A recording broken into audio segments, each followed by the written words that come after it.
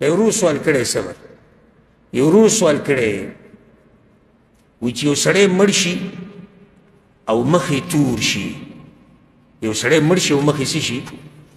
تور شي نو موږ دا ویلی شو چې دا دلیل په دې دی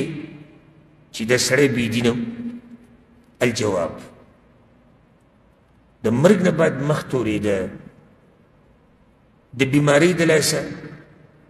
یا د مرګ د لاسه دا عامه خبره ده دا نه دلالت ده د سړي په دې نیکبختۍ کوي او نه په بدبختۍ کوي وجه دا ده ګوره د دې دپاره صحي اسباب شتي بدني کله داسې کېږي چې د اکسیجن په دې وینه کې کم شي که نه اکسیجن چې په وینه کې کم شي بدن تورېږي کله داسې کېږي چې انسان مړ شي د وینه په یو ځای کې څه شي جام شي وینه خو چلیږي نه که نه سړی تور شي کله د زړه د اټیک د لاسه بدن تورېږي خصوصا د بره د تندې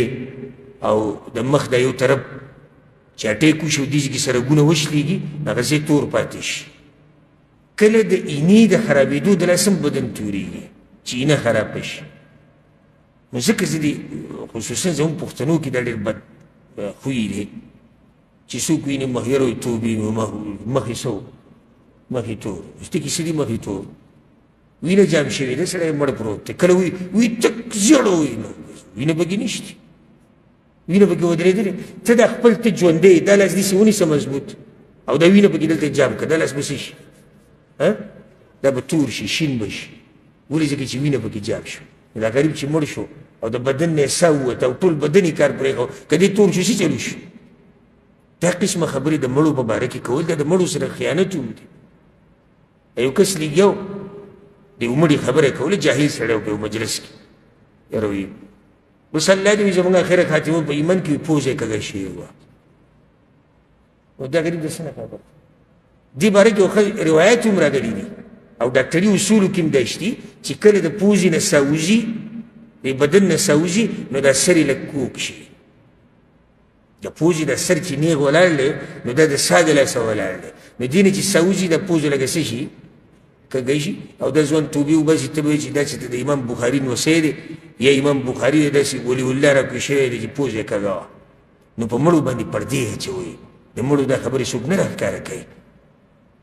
نو دې باندې موږ فیصلې نه شو کولی چې دا بده علامه ده که ښه ده په یو حال کې په یو حال کې کېدی شي اوس یو سړی دی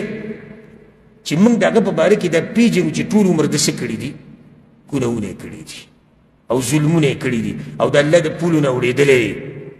او د مرګ په وخت کې کلمه ورته خلکو ویل او د وی نه ویلمه او یا داسې نور څه علامات نو په ده باندې اوس موږ یېرېدی شو چېرې الله دې خیر کې خو دا تورېده د ده بده علامه وه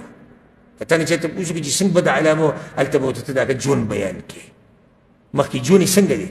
او دلته مرګ کې تور شو نو اوس په ده یېرېده پکار دي چې سړی ښه سړی دی دې ته ته حال نه دی معلوم